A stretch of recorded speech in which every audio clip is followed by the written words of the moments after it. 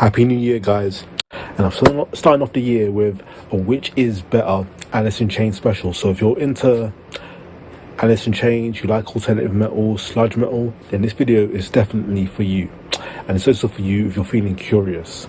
And the two albums we're going to be looking at are Facelift and Dirt. Let's get started. So looking at Facelift, grunge was pretty much the most subtle meet-up genre of the late 80s. Part revivalist, part idealist.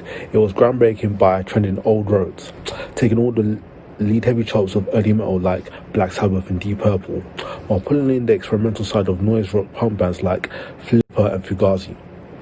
And while bands like Mudhoney and Hammerbox were more willing to fly the punk flag above everything else, metal had its star players in this rugby game with Alice in Chains and Soundgarden. Bring the gloom and doom from bands like It's in Trouble, whilst keeping the dread and remembering experimentation of Killing Joke and Sisters of Mercy.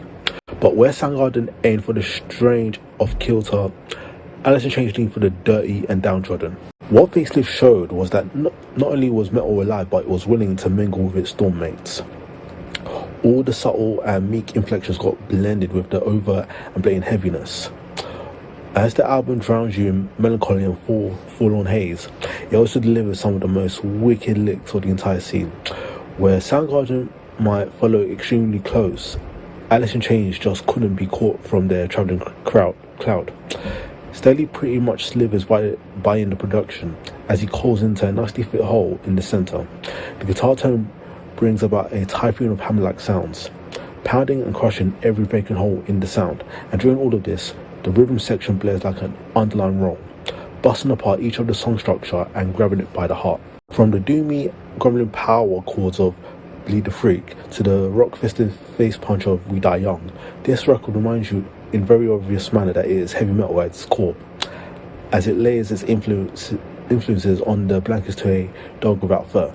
It starts to melt and mould over the sound when metal is in the front driver's seat. Alt rock and shoegaze are in the back with the map.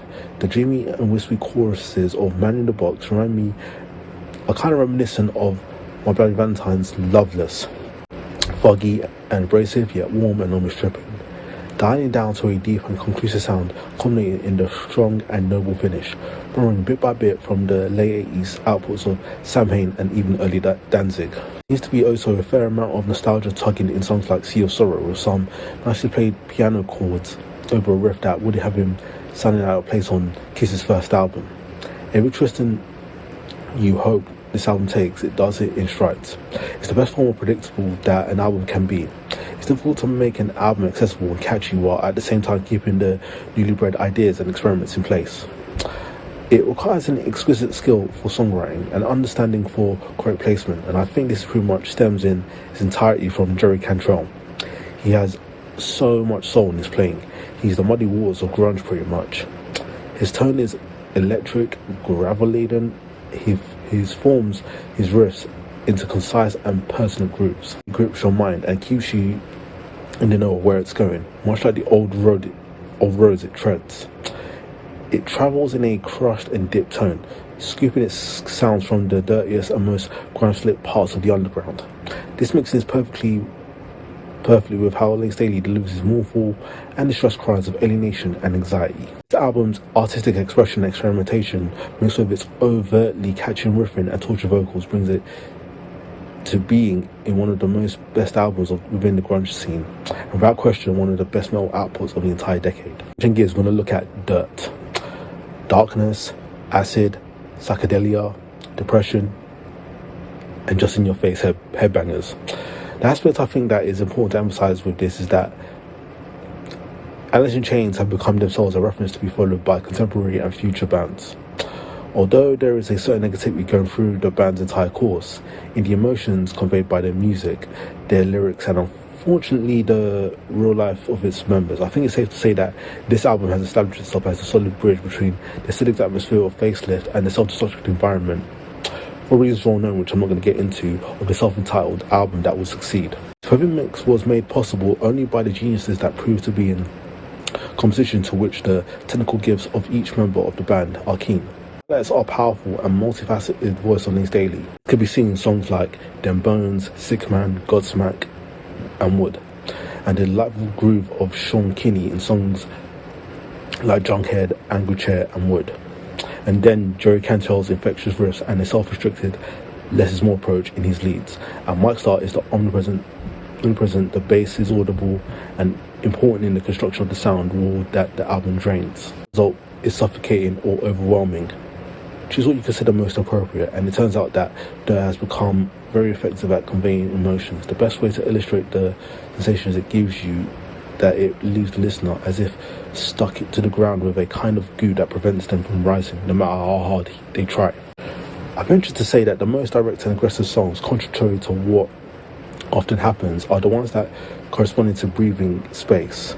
And these are songs like Dem Bones, Damn That River, and they could be considered happy songs, and all the others just suppress, even by the sick poetry recited by Staley's voice. And this could be heard in Sick Man, Junkhead, Dirt, and Godsmack, or the hatred that they just ooze out. Hate to Feel and Angry Chair are two other examples of this. Alice in Chains have still given us room for melancholy, either through the form of a ballad in the case of Down in a Hole, or through the song Rain When I Die. That resembles the passage of a gloomy movie in which the protagonist plays a monologue about what happened and what is to come. Is the song Wood, which synthesizes in an effort of remarkable composition and a unique glow all the shades offered by the masterpiece that this album represents. It is interesting to see how the psychedelic passages from Hate to Feel, Godsmack can resist in harmony with the sludgy doom of the remaining slower songs. The glue that allows its balance in perfect symbiosis and complicity between the overlapping voices of Lane Staley that have established themselves as an Alice in Chains trademark, which eventually seems inevitable in the world of heavy music. This whole album by itself is a highlight, but even I had to extol a few songs. My bet would fall on Dem Bones, Damn That River, Sick Man, and Wood. Yeah, guys, let me know what you think was the better album in the comments down below. Other than that, thanks for watching, and I'll see you next time.